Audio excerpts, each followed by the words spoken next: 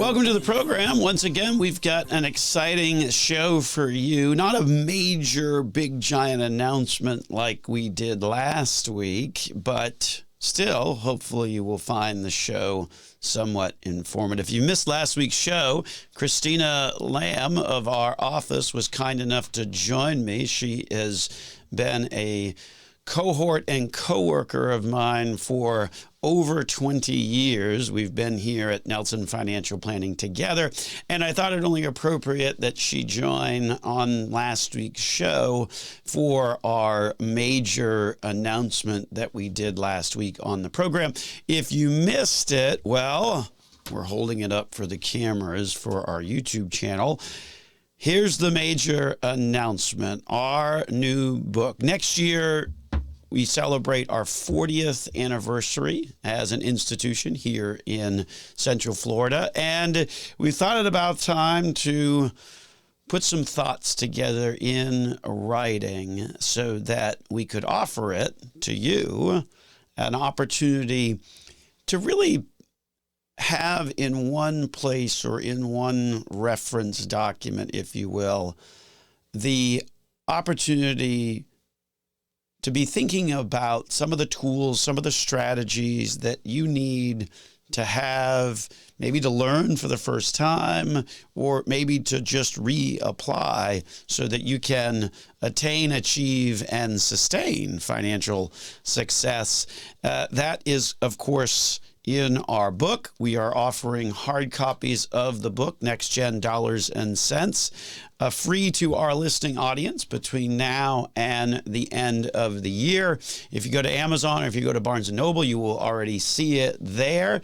Those institutions have priced the book at $14.99. So if you don't take us up on this free offer and you want a copy of the book at some later date, then it's going to cost you $14.99. Courtesy of the folks at Amazon and Barnes & Noble. So, but yes, offering complimentary copies to our listing audience between now and the end of the year. So we thought on the program that we would share with you the contents of a particular chapter that I think is one that has more and more applicability and sort of drove the selection of the particular title, kind of that next gen concept, if you will. And you may be thinking, well, wait a minute, then that must mean that like it's for people in their 20s and 30s. And no, that's not the case. I mean, it is the case because there's certainly plenty of good, useful tools in there for folks in that age. But if you've got aging parents that are maybe in their 70s or 80s and you're in your 50s or 60s, then you may not feel like you're the next gen in your 50s or 60s, but you are, in fact, the next generation that is going to be part of what has been described as the largest wealth transfer in all humankind, estimated to be north of $70 trillion over the course of the next 20 years of money that's going to transfer from one generation to the next. So even though you're thinking maybe next gen, that might be the people in their 20s or 30s, the reality is if you're in your 50s and 60s and you still have parents that are living, you are in fact the next gen after them. So this book was designed for folks of all ages and all decades, because ultimately there's important topics to certainly talk about. And perhaps the biggest one in there, which is what we're going to spend some time on talking about on this program, is the chapter about that, some of the things that you need to do to observe, if you will, when you are potentially inheriting money. And we refer, the title of the chapter is The Pitfalls of Inheriting Money, and there certainly are a few. So on the program, we're going to get into that a little bit and share with you the contents of that chapter in our new book, Next Gen Dollars and Cents. And then we're also going to talk about this interesting little twist, if you will. One of those studies that came out recently that sort of undermines sort of what we might traditionally be thinking. And what this study had to focused on was setting up auto pay, which you would say, well, that's something that everybody does, right? Don't we all have auto pay bills and things like that? And we have them because it's easier, right? It's automated and it's easy and things like that. But if you look at the expansionary use of auto payments for things like credit cards and bills and things like that, what you'll actually find is that it might very well be costing consumers more. Some estimates have it at $20-30 billion more, that setting up auto pay is actually costing people. So you may think of auto pay as an easy solution, but sometimes those easy solutions may not be the best possible financial decision that you can make. So welcome on into the program. This is Dollars and Cents, where we help you make sense out of all of life's decisions involving your dollars. My name is Joel Garris, now a certified financial planner and a certified financial fiduciary at Nelson Financial Planning, where we got a team of great folks whose purpose really has been, and our mission has been, as we think about turning 40 next year as a business, that we're here to help educate you about your financial choices. That's been the concept all along. One of the biggest reasons why we do this radio show and podcast each and every week, and certainly the genesis of our book, Next Gen Dollars and Cents. So welcome into the program. Make sure when you find us on your favorite podcast platform that you subscribe to us, and then that way you'll get automatically connected to us when we update and upload new information. So let's get into it. 5 key considerations that sort of unearth, if you will, the pitfalls of inheriting money. And you would say, well, what could possibly be the pitfall in inheriting money, right? I mean, that's like free money, if you will, money that I didn't have that now I get. That's awesome, right? Well, there's some things that you need to be aware of when you find yourself in that position. And these are conversations that we're having on a regular basis, nearly every day in the office as we sit and meet with people on a face-to-face basis. And you're seeing, the generation that is age 70, age 80, age 90, that's gradually leaving those assets to the next generation that is in their 50s and 60s. If you've got, if you're a parent, 80, chances are you've got a kid probably that's in their 60s or thereabouts. And so one of the biggest things that we kind of run into, and we start the chapter in the book with this very first concept when we're talking about the pitfalls of inheriting money. And we refer to it as the golden rule in the book. And here's the golden rule when it comes to inheriting money. You ready? Don't assume. Don't assume is the golden rule when it comes to inheriting money.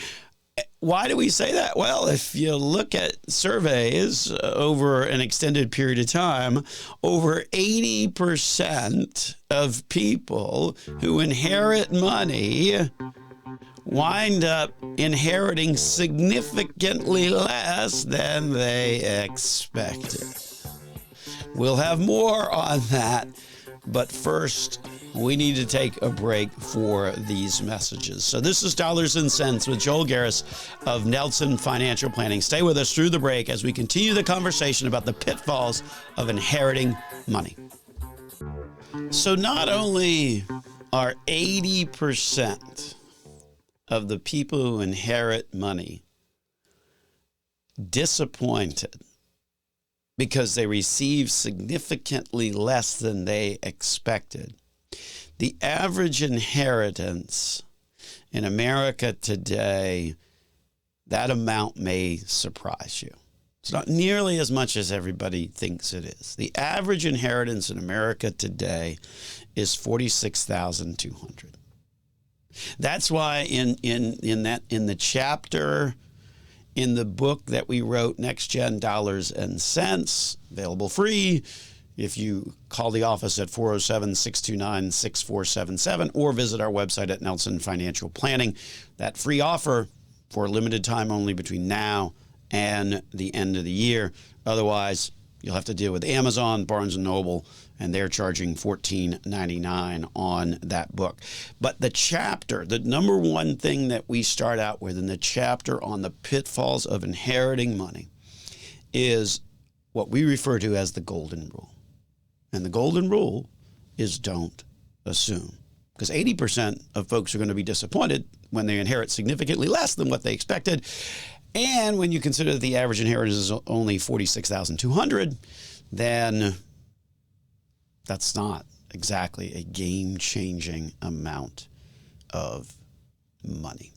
So one of the things that caused me to kind of start to start with that as sort of the golden rule, as sort of the first concept in the chapter on the pitfalls of inheriting money, is and I'm sure you've done this as well. You're flying, and if you're fortunate enough to be on one of the fancier airlines that actually have the little screens in the back of the seat, or the back of the seat in front of you, then you can kind of surf through and play movies and things like that. As long as you remember to bring your headphones that actually have the right adapter, because otherwise then you got to pay a bunch of money to get the headphones that the airline's offering you. Anyway, so make sure you bring headphones when you fly. But as I'm strolling around and on a flight earlier this year, I happened upon this movie called The Estate.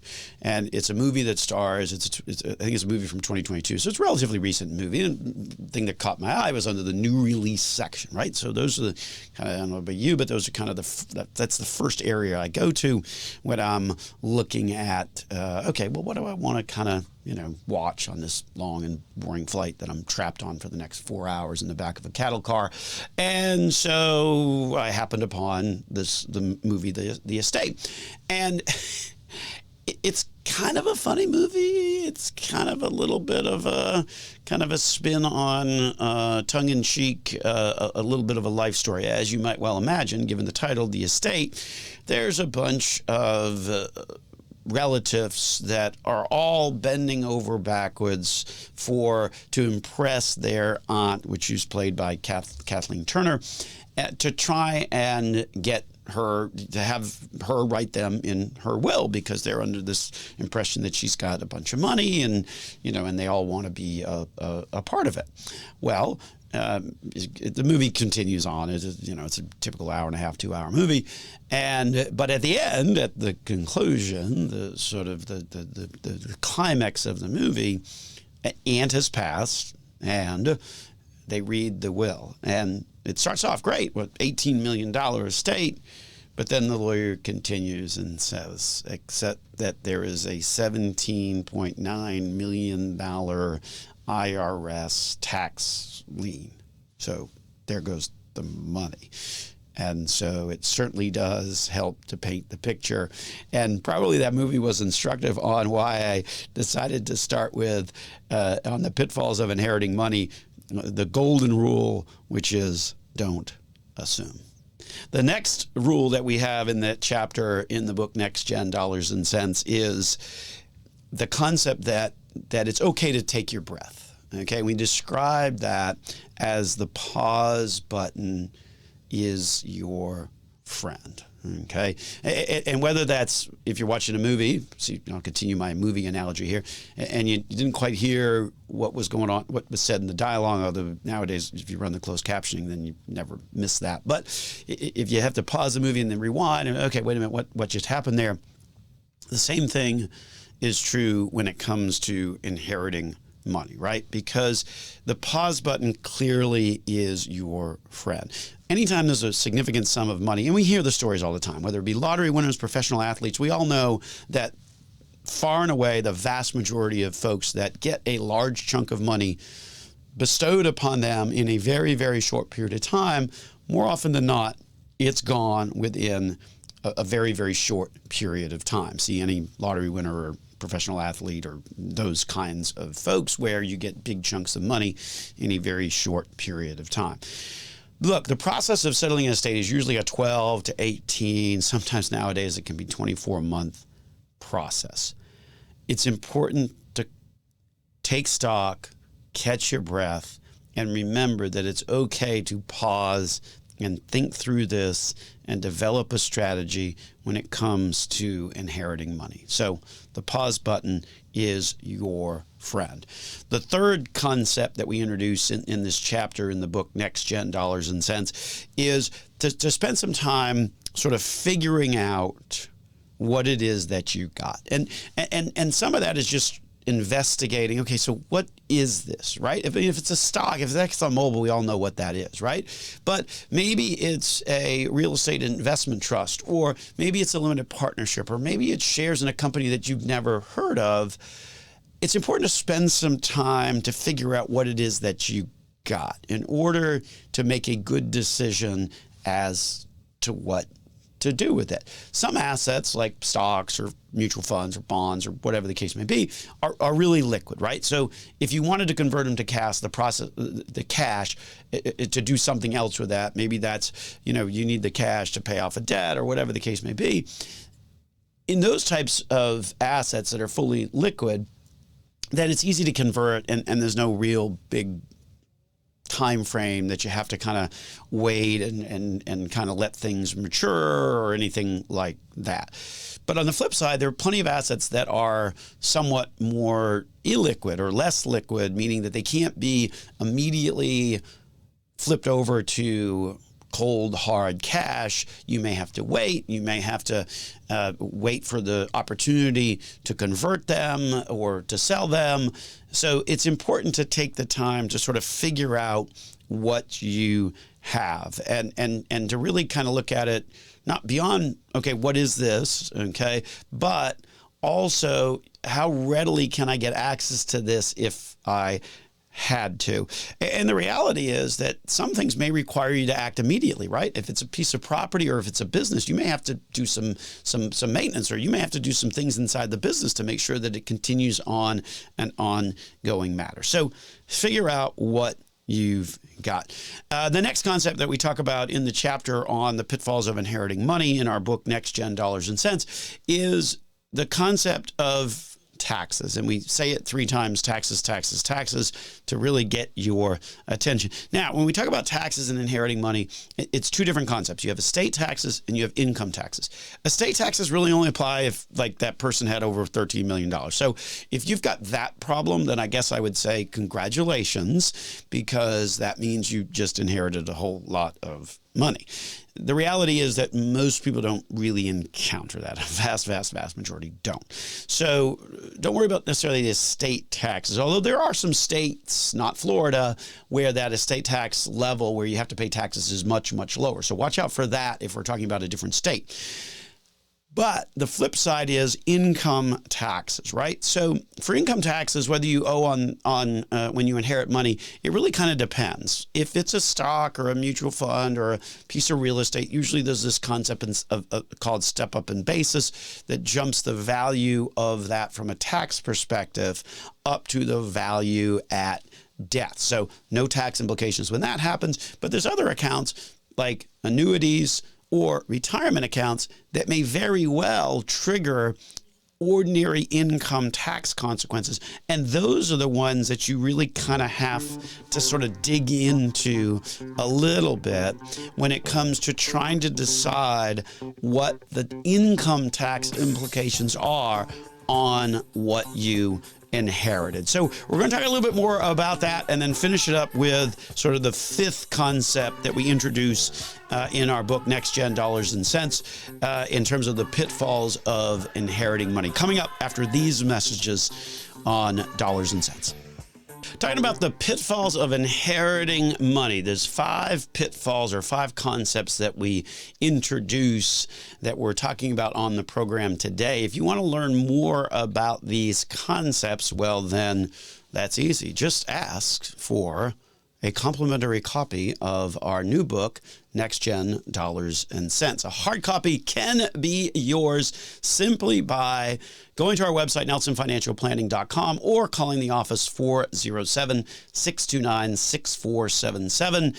That complimentary copy is only going to be available until December 31. And We don't have a limit on the number of copies that you can request. So if you want to use this as a little stocking stuffer or whatnot, or maybe a conversation starter around the Thanksgiving table, we'll send you as many as you would like. That's a special offer that we're only running until the end of the year. After that, well, you're going to have to deal with the big boys, Amazon, Barnes & Noble, and they're pricing it at $14.99. So make sure you get your free copy today. We're talking a little bit about one of the chapters in particular that deals with the pitfalls of inheriting money here on today's program of Dollars and Cents. My name, of course, is Joel Garris. I'm a certified financial planner, certified financial fiduciary, and author now. Yay. We've got a great team at Nelson Financial Planning. They stand ready to help you improve your life by educating you about what your financial choices are and how we can help guide you through those choices. So make sure you try and connect with us. Either visit our website at Nelson Financial Planning or simply call the office 407-629-6477. Of course, not only is the book free, but also our consultations are free as well. So working through these pitfalls of inheriting money, the first rule was the golden rule: don't assume, because if you do, you're going to wind up disappointed. The average inheritance in America is only about $46,200. So not exactly a life-changing amount of money. Number two, the pause button is your friend. Take a breath, take a moment. You've got a lot to process here. And ultimately, the process usually takes 12 to 18 months. Number three, figure out what you got. I mean, obviously, if it's 100 shares of Disney, we sort of know what that is, but maybe it's not that. Maybe it's ownership in a business, or maybe it's ownership in a piece of property, or maybe it's in an investment that might not be immediately able to be converted over to cash. Number four, taxes. Unlikely that there's going to be estate taxes on it, because the estate tax exemption is $13 million. So if you've got that problem, then hey, aces for you, because you just inherited a bunch of money.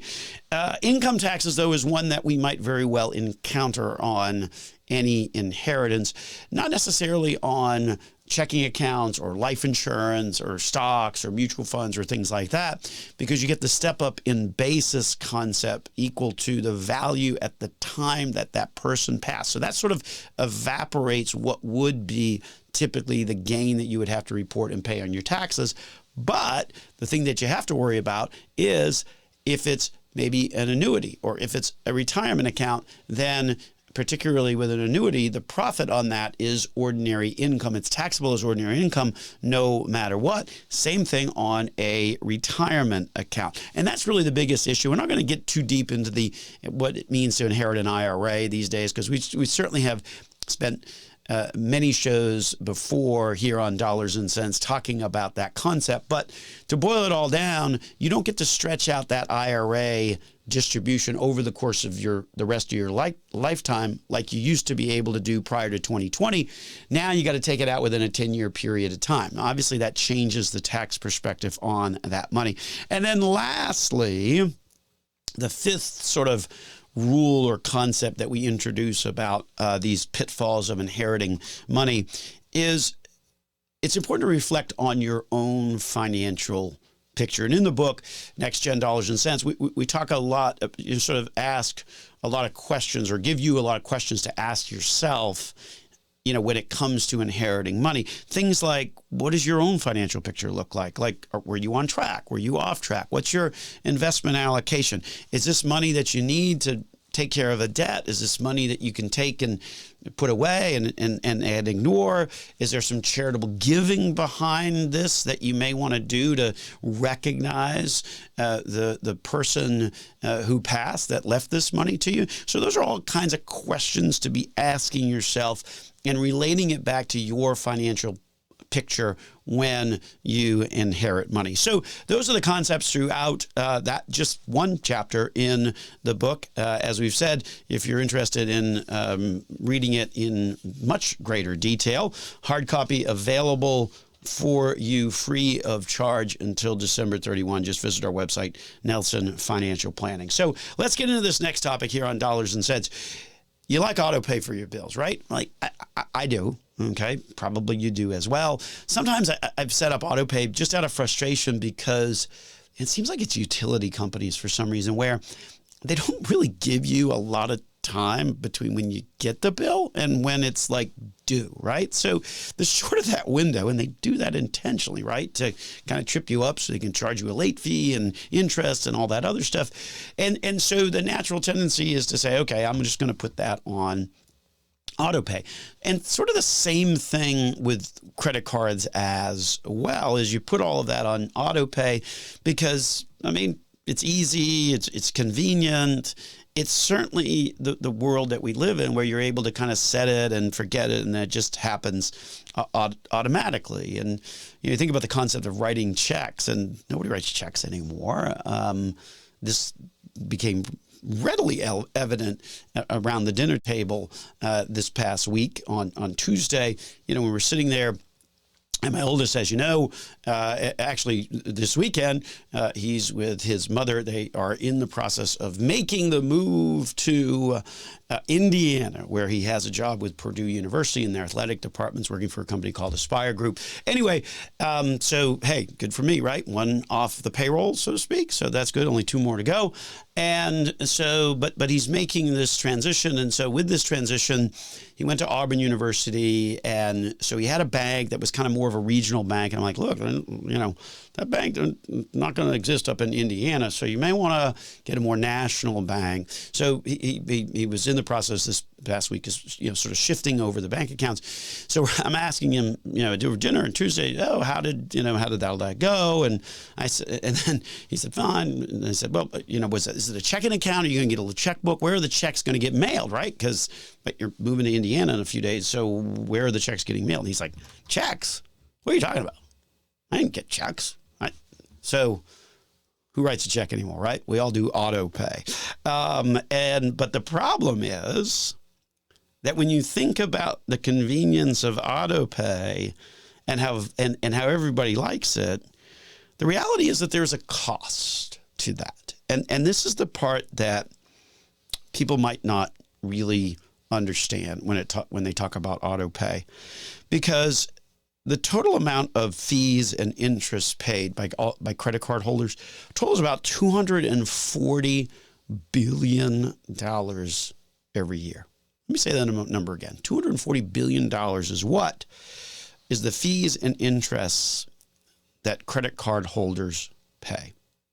Here's the stats. Between the 5-year period, 2015 and 2020, the share of credit cards that were enrolled in auto pay doubled, right? So you would say, well, wait a minute.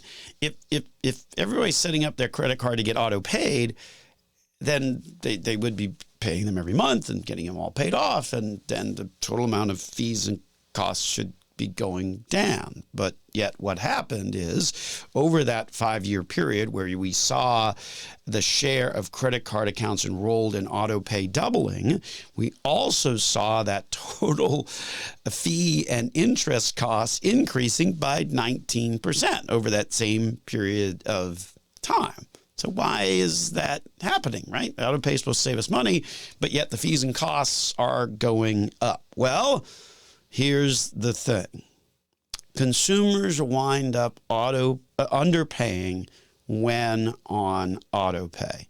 And here's what the study found. Borrowers who use auto pay off between 8 and 17% less of the monthly balance than customers who make manual payments.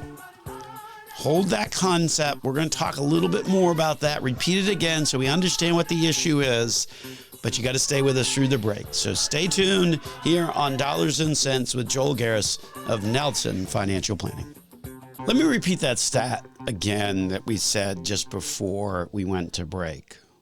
Borrowers who use auto pay off between 8 and 17% less of their monthly balance than customers who make manual payments on their credit cards.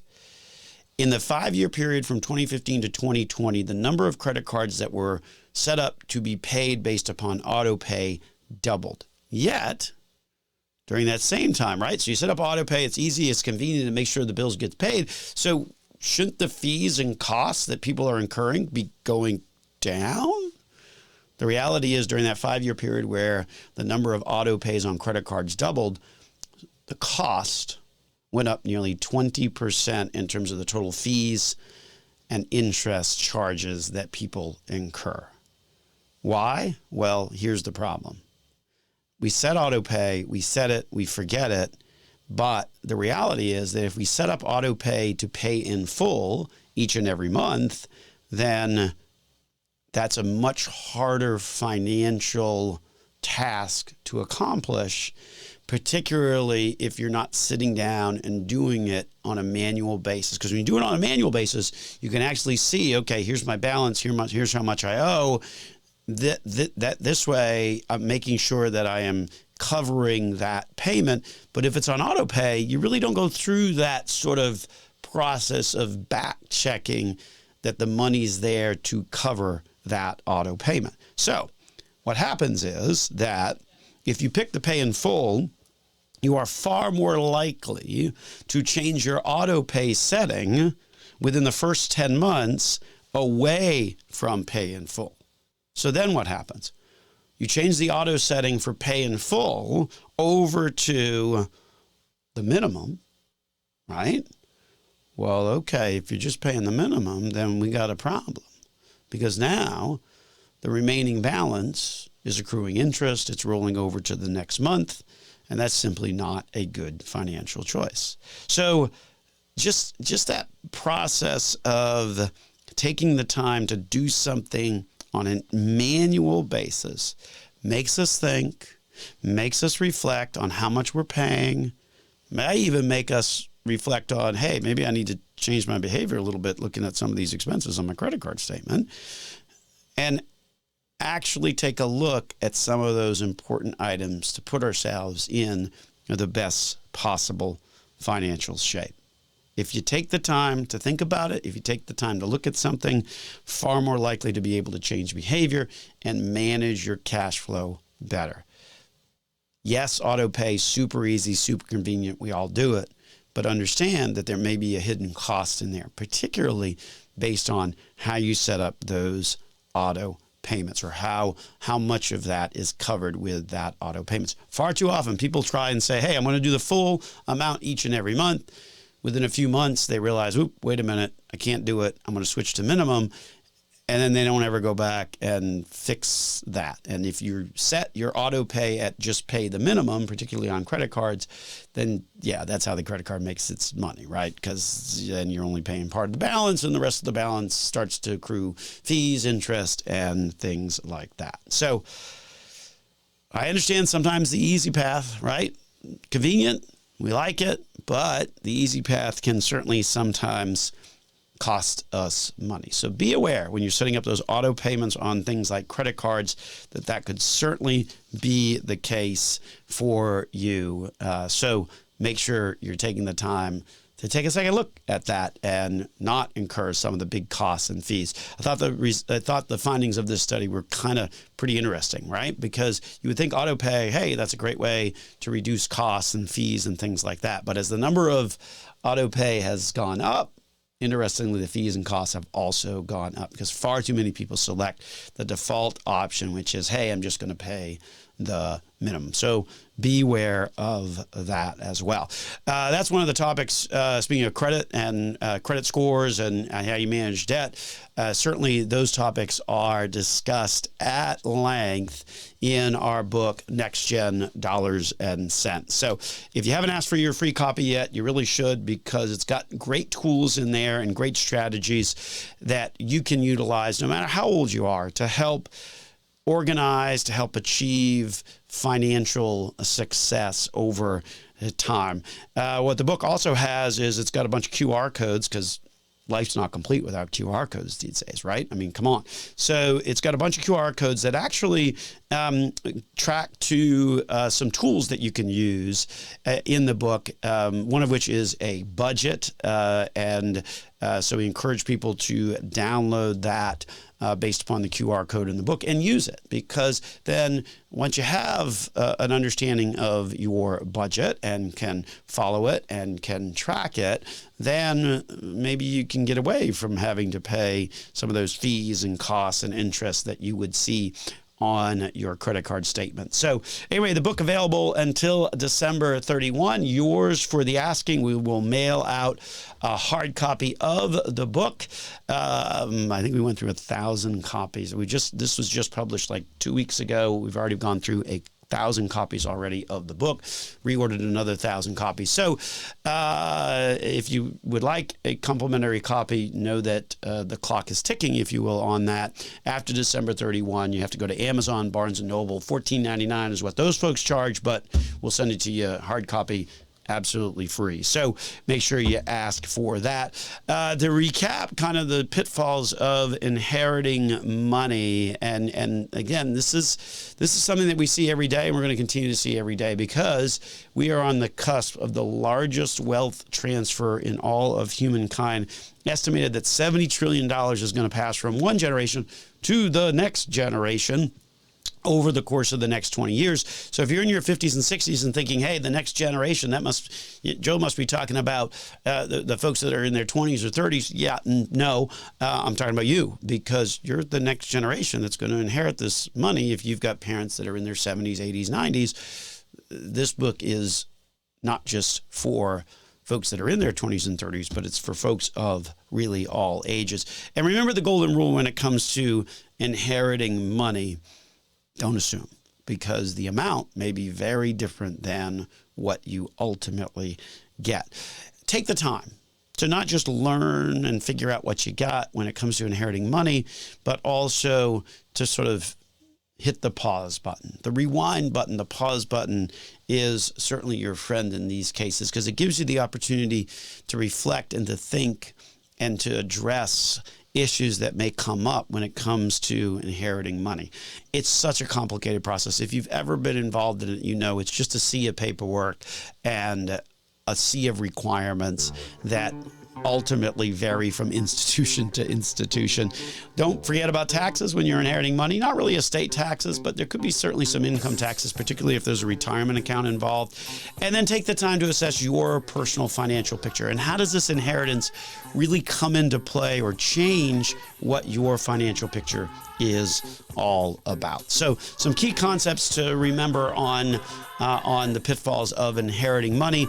We're going to wrap it on up and get on out of here. Thank you again for listening to this week's episode of Dollars and Cents. If you missed any part of the show or want to hear it again, or want to give us feedback or a topic on a topic of your interest that you'd like to hear us discuss on a future show, reach out to us courtesy of our website at Nelson Financial Planning, or you can call us at the office Monday through Friday during business hours, 407-629-6477. We hope you enjoyed the rest of your day. You've been listening to Dollars and Cents with Joel Garris of Nelson Financial Planning.